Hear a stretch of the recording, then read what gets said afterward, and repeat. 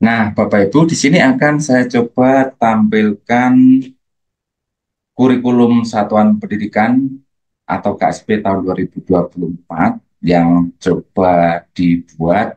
Tentu tidak ada salah atau yang benar tentang kurikulum di Satuan Pendidikan ini, Bapak Ibu, karena kurikulum disusun berdasarkan. Assalamualaikum warahmatullahi wabarakatuh. Selamat bertemu kembali, Bapak Ibu. Apa kabarnya? Mudah-mudahan kita semua selalu diberi kesehatan agar bisa melaksanakan aktivitas dengan baik.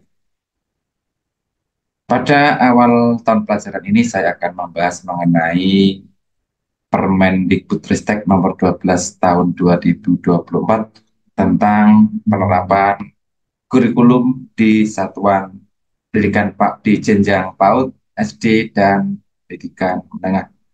Ada beberapa hal baru mengenai Permendikbud nomor 12 tahun 2024 ini, itu tentang bagaimana kita cara menyusun kurikulum, yang nanti kurikulum tersebut adalah merupakan penerapan dari kurikulum BK yang dikemas dalam bentuk kurikulum satuan pendidikan. Ada apa di dalamnya? Mari ikuti tayangan saya sampai dengan selesai.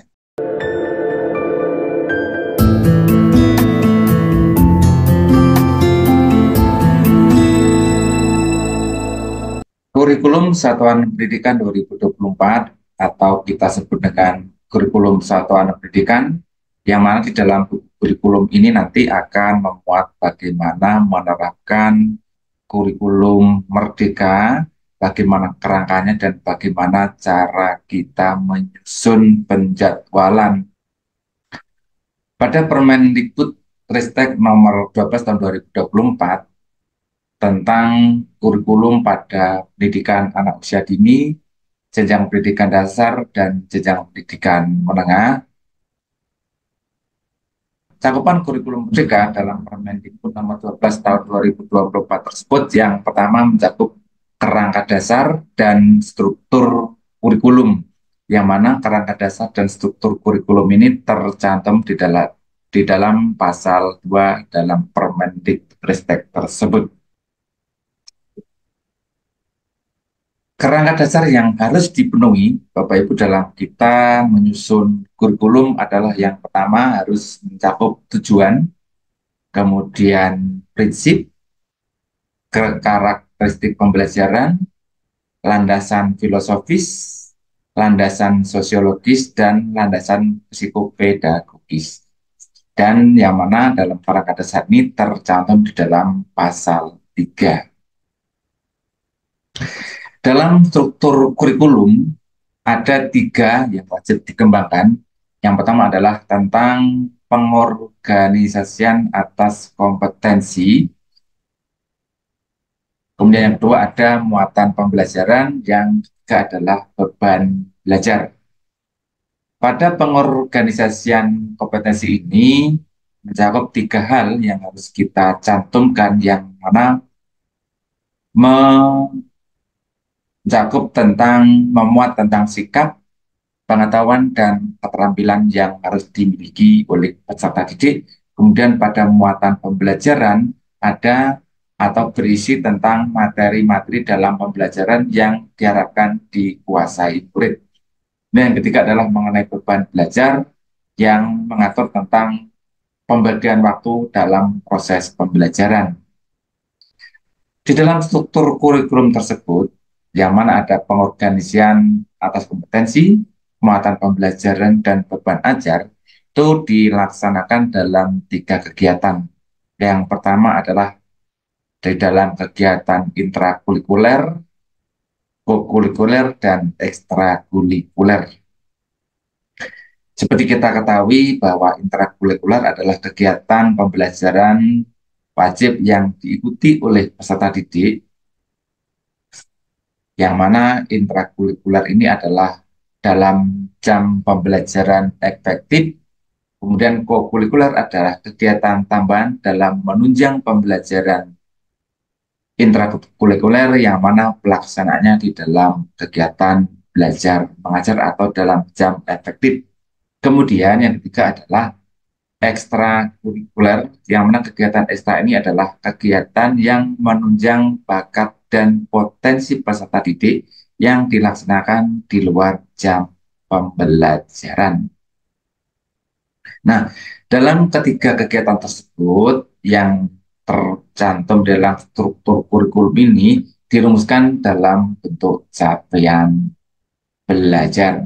Jadi hal-hal inilah yang harus kita cantumkan di dalam penyusunan kurikulum di satuan pendidikan kita, Bapak Ibu. Kemudian ada beberapa hal yang saya ambil dari Permendikbud tersebut. Yang pertama adalah pasal 10, Bapak Ibu, capaian pembelajaran bagi peserta didik berkebutuhan khusus disusun dengan ketentuan peserta didik berkebutuhan khusus dengan hambatan intelektual menggunakan capaian pembelajaran pendidikan khusus yang mengacu pada perkembangan peserta didik dan usia mental disertai dengan penyediaan akomodasi yang layak. Ini artinya apa, Bu?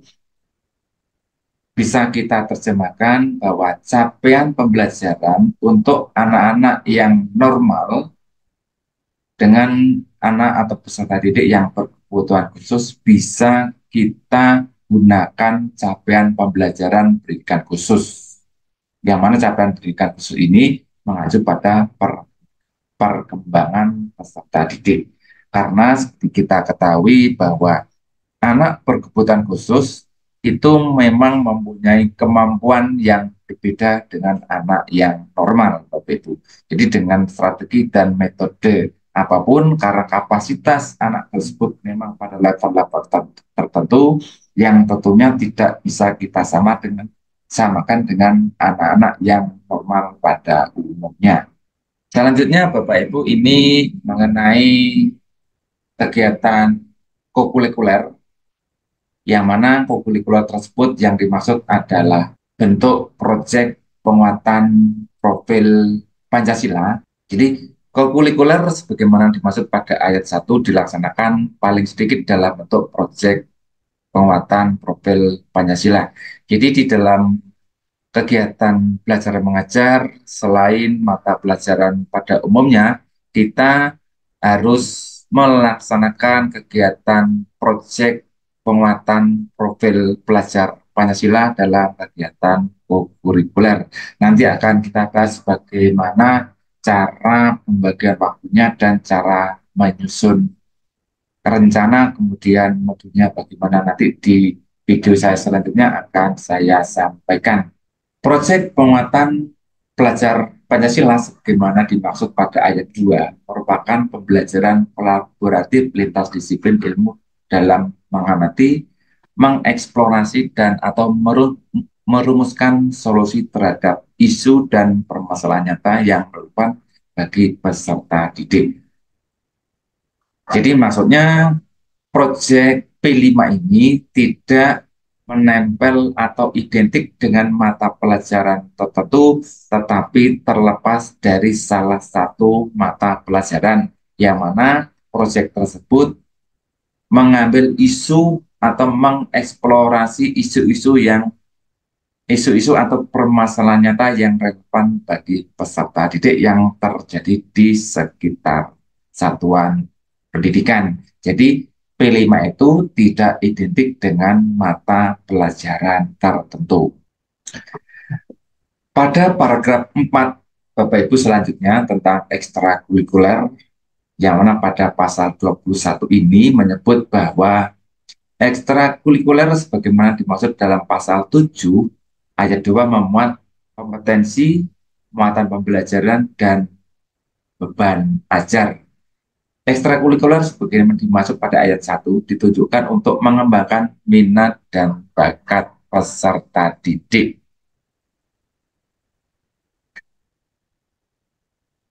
Nah, ini pada pasal 21 ayat 5, Bapak Ibu, pengembangan ekstrakurikuler sebagaimana dimaksud pada ayat 4 tercantum dalam lampiran 2 yang merupakan bagian tidak terpisahkan dari peraturan menteri ini. Nanti lampiran 3 ini akan kita lihat bagaimana mekanismenya tentang ekstrakurikuler pramuka, Bapak Ibu.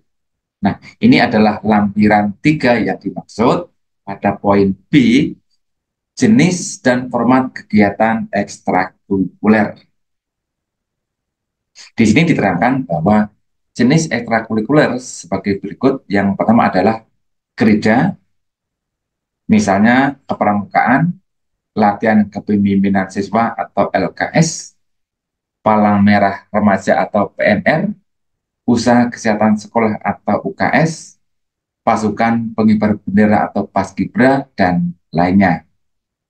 Dalam bentuk karya ilmiah, misalnya kegiatan ilmiah remaja, kegiatan pemuatan keilmuan dan kemampuan akademik, penelitian, dan lainnya.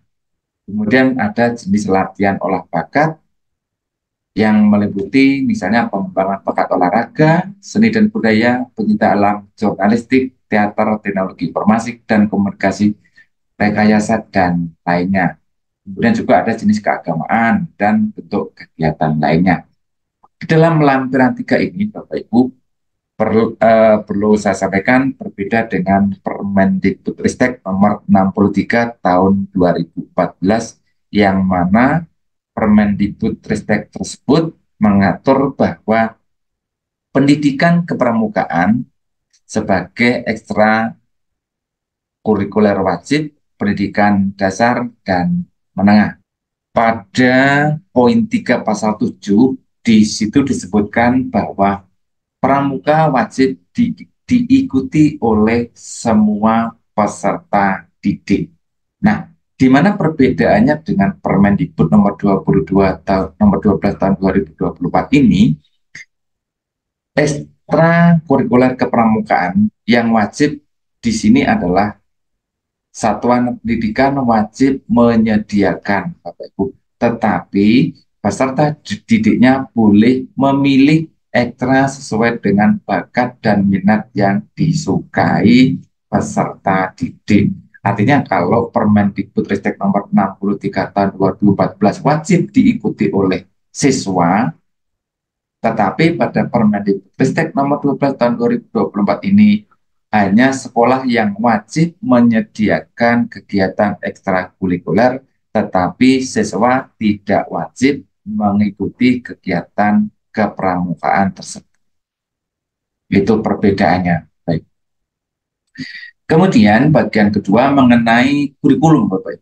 Mengenai kurikulum satuan pendidikan. Nah, tadi di awal saya sebutkan bahwa untuk mengembangkan kurikulum di satuan pendidikan kita itu harus memuat beberapa hal. Yang pertama adalah mengenai karakteristik satuan pendidikan. Kemudian yang kedua adalah di sana harus juga mencantumkan tentang visi, misi, dan tujuan satuan pendidikan. Kemudian yang berikutnya adalah mengenai pengorganisasian pembelajaran. Kemudian yang juga harus dicantumkan adalah perencanaan pembelajaran. Lalu kemudian bagaimana sih cara pengembangan kurikulum satuan pendidikan? Seperti disampaikan pada ayat 1, dilakukan dengan prinsip diversifikasi sesuai dengan satuan pendidikan, potensi daerah, dan peserta didik. Jadi, walaupun ada 4 poin yang harus dicantumkan baik-baik, tapi misalnya tentang karakteristik, visi misi, pengorganisasian, dan perencanaan pembelajaran itu bisa disesuaikan dengan kondisi satuan pendidikan masing-masing daerah. Begitu. Jadi artinya apa? Bahwa kurikulum di satuan pendidikan satu dengan yang lain boleh tidak sama karena menyesuaikan dengan karakteristik yang ada di satuan pendidikan masing-masing, termasuk potensi daerah dan karakteristik orang tua dan peserta didik. Pada poin 3 ini, Bapak Ibu, Pada poin 3 ini, pengembangan kurikulum satuan pendidikan sebagaimana dimaksud pada ayat 1 dilakukan oleh satuan pendidikan atau kelompok satuan pendidikan. Jadi sekali lagi, yang mengembangkan kurikulum di sekolah atau satuan pendidikan adalah satuan pendidikan atau sekolah itu sendiri dengan menyesuaikan karakter, potensi daerah, dan peserta didik. Nah, di dalam mengembangkan kurikulum sekolah, itu harus melibatkan komite, Bapak Ibu, kemudian harus di bawah koordinasi dan supervisi Dinas Pendidikan atau kantor kementerian yang menyelenggarakan urusan pemerintah di bidang agama kabupaten kota. Jadi, walaupun kurikulum satuan pendidikan ini yang mengembangkan adalah satuan pendidikan masing-masing, tetap harus di bawah koordinasi dan supervisi Dinas Pendidikan atau kantor kementerian yang menyelenggarakan. Artinya apa? Dinas Pendidikan juga harus mengetahui, Bapak Ibu. Jadi di poin pasal 29.4 di sini, di bawah koordinasi dan supervisi Dinas Pendidikan atau kantor kementerian. Selanjutnya Bapak Ibu, ada hal yang menarik pada bab 4 ketentuan peralihan pada pasal 21 ini Bapak Ibu, bahwa pada tahun ajaran 2025-2026, satuan pendidikan yang belum melaksanakan kurikulum merdeka dapat melaksanakan kurikulum 2013. Jadi pada tahun ajaran yang terakhir nanti, pada tahun ajaran 2025 sampai dengan 2026, masih diperkenankan melaksanakan kurikulum 2013. Tetapi nanti mulai pada tahun ajaran 2026 sampai dengan 2026-2027, semua satuan pendidikan harus sudah menerapkan kurikulum merdeka. Begitu, Bapak Ibu. Nah, ini ada perlakuan khusus juga, Bapak Ibu, untuk daerah yang tertinggal atau terluar. Jadi apabila pada tahun ajaran 2026-2027 kok belum bisa melaksanakan kurikulum merdeka, maka masih diberi keleluasaan paling lambat nanti pada tahun ajaran 2027-2028 harus juga sudah melaksanakan atau menerapkan kurikulum merdeka. Pada pasal 33 ini juga ada pembahasan khusus mengenai mata pelajaran bahasa Inggris, Bapak Ibu. Mata pelajaran bahasa Inggris pada sekolah dasar atau madrasah atau bentuk lain menjadi mata pelajaran pilihan yang dapat diselenggarakan berdasarkan kesiapan satuan pendidikan, Bapak Ibu, sampai dengan tahun ajaran 2026-2027 dan beralih menjadi mata pelajaran wajib pada tahun ajaran 2027-2028.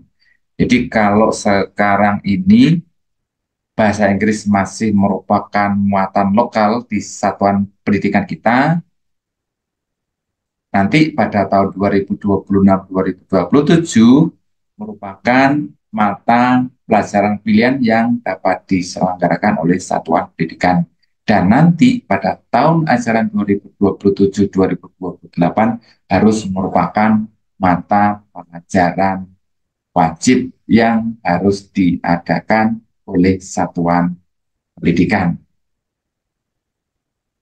Nah, itu Bapak Ibu tentang beberapa panduan bagaimana kita nanti menyusun kurikulum di satuan pendidikan kita berdasarkan Permendikbudristek nomor 12 tahun 2024. Dan berikut ini akan coba saya sampaikan contoh kurikulum satuan pendidikan yang mana hal ini merupakan referensi saja Bapak Ibu, apakah sudah mencakup kriteria-kriteria dan kerangka-kerangka pengembangan yang ditetapkan di dalam Permendikbudristek nomor 12 tahun 2024 tersebut. Kita coba buka Nah, Bapak Ibu, di sini akan saya coba tampilkan kurikulum Satuan Pendidikan atau KSP tahun 2024 yang coba dibuat. Tentu tidak ada salah atau yang benar tentang kurikulum di Satuan Pendidikan ini, Bapak Ibu, karena kurikulum disusun berdasarkan karakteristik dan potensi daerah dan latar belakang peserta didik di lingkungan sekitar satuan pendidikan. Jadi mempunyai diversifikasi yang berbeda antara satuan pendidikan satu dengan yang lain. Pada halaman judul kemudian ada halaman rekomendasi dari Bapak Ibu pengawas. Kemudian di sini ada halaman pengesahan Bapak Ibu ditandatangani oleh Kepala Satuan Pendidikan, kemudian komite, kemudian yang paling bawah adalah Kepala Dindikpora, Dinas Pendidikan Pemuda dan Olahraga. Ada kata pengantar, daftar isi, seperti kerangka yang kita simak pada Permendikbud nomor 12 tahun 2024 tadi, ada beberapa yang harus kita sertakan, Ibu. Kita coba apakah tadi sesuai dengan kerangka yang dipersyaratkan. Di sini ada karakteristik satuan pendidikan, kemudian nanti karakteristik di satuan pendidikan ini adalah memuat tentang budaya, kemudian latar belakang peserta didik, orang tua, dan potensi-potensi budaya yang ada di sekitar satuan pendidikan kita. Kita muat, kita ceritakan, kita cantumkan di sini, Bapak Ibu. Maka tadi antara satu dengan sekolah yang lain berbeda. Kemudian landasan-landasan yang harus kita gunakan di dalam penyusunan kurikulum ini adalah yang pertama ada landasan yuridis berupa ketentuan-ketentuan hukum yang berlaku yang berhubungan dengan satuan pendidikan atau kurikulum, dan yang terbaru di sini adalah saya cantumkan Permendikbud nomor 12 tahun 2024 yang baru saja kita buka tadi. Dan yang berikutnya ada keputusan Kepala BSKAP nomor 31 tentang kompetensi dan tema proyek penguatan profil pelajar Pancasila. Kemudian keputusan Kepala BSKAP yang nomor 32 tentang capaian pembelajaran pada pendidikan anak usia dini, pendidikan dasar, dan pendidikan menengah. Jadi kalau tahun kemarin kita masih mencantumkan capaian atau kompetensi dasar dari kurikulum Merdeka, maka dari keputusan Kepala BSKAP ini kita bisa gunakan untuk memasukkan capaian-capaian pembelajaran pada kelas yang kemarin masih menggunakan kurikulum Merdeka. Kemudian perlu kita cantumkan juga wajib adalah Peraturan Kepala Dinas Pendidikan mengenai pedoman penyusunan kalender pendidikan tahun pelajaran 2024-2025. Dan tentang surat keputusan Kepala Satuan Pendidikan tentang pelaksanaan kurikulum di satuan pendidikan kita. Kemudian yang kedua ada landasan filosofis, kemudian ada landasan sosiologi. Berikutnya pada bab 2, memuat visi, misi, dan tujuan. Di tadi pada pasal Permendikbud nomor 12 tahun 2024 harus mencatatkan visi, misi, dan tujuan. Maka di sini juga harus kita catatkan visi, misi, tujuan. Dan tujuan sendiri ada tujuan jangka pendek, menengah, dan panjang. Kemudian ada branding sekolah. Kemudian yang bab 3 mengenai pengorganisasian pembelajaran dan rencana pembelajaran.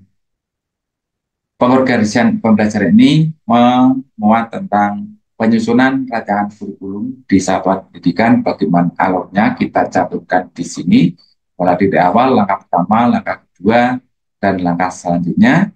Kemudian kita cantumkan juga mengenai kegiatan intrakurikuler, kemudian co-kurikuler dan juga ekstrakurikuler yang akan kita laksanakan di dalam 1 tahun ke depan.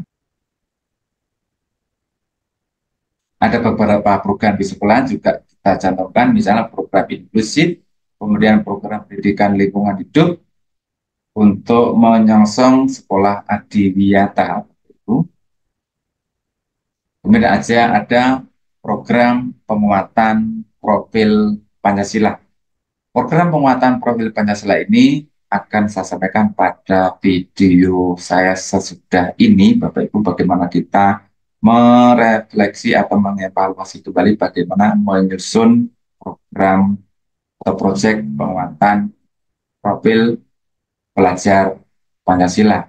Di sini juga kita santumkan ekstrakurikuler, ada ekstrakurikuler pramuka, olahraga, seni budaya, ada aktualisasi budaya sekolah, kemudian juga kita cantumkan di bab 4 ini ada struktur kurikulum. Jadi struktur kurikulum ini mengatur bagaimana pelajaran apa saja yang ada di sekolah kita, kemudian pembagian alokasi waktunya untuk masing-masing kelas, jam per minggu, kemudian jam per tahun, termasuk reguler dan proyek pengembangan profil pelajar Pancasila. Seperti di sini, karena proyek profil pelajar Pancasila ini kita laksanakan pada saat jam-jam efektif, yaitu dalam bentuk co-kurikuler, ini kita alokasikan khusus waktunya di dalam per minggu atau per tahun. Dalam per tahun, Bapak Ibu, ini untuk kelas 2 misalnya, ini ada 252 jam pelajaran. Kalau kita bagi menjadi 2 semester, maka masing-masing semester mendapat 126 JP. Kemudian artinya kalau dalam 1 semester ada 18 minggu, maka dalam 1 minggu proyek pengembangan profil pelajar Pancasila ini kita laksanakan atau dengan alokasi 7 jam pembelajaran. Dan tentu untuk masing-masing kelas juga berbeda. Selanjutnya ada capaian pembelajaran masing-masing mapel. Kemudian di sini juga ada uraian kalender pendidikan pada tahun pelajaran. Kemudian di sini ada kita lampiran kalender pendidikannya. Dan yang terakhir adalah penutup dan diikuti dengan lampiran-lampiran. Lampiran mengenai undangan rapat penyusunan kurikulum, kemudian ada beberapa lampiran mengenai SK tim pengembang, dan lain-lain. Bapak Ibu, kita lampirkan di belakang buku kurikulum, di bagian akhir buku kurikulum tersebut sebagai penunjang atau penguat kegiatan yang sudah kita laksanakan dalam rangka penyusunan kurikulum di satuan pendidikan kita. Oke, Bapak Ibu, itu adalah beberapa pedoman dan gambaran bagaimana kita menyusun kurikulum untuk satuan pendidikan kita berdasarkan Permendikbud nomor 12 tahun 2024. Demikian yang bisa saya sampaikan, mudah-mudahan bermanfaat dan bisa membantu. Apabila ada tambahan yang ingin disampaikan, silakan tulis di kolom komentar di bawah video ini. Demikian, terima kasih. Assalamualaikum warahmatullahi wabarakatuh.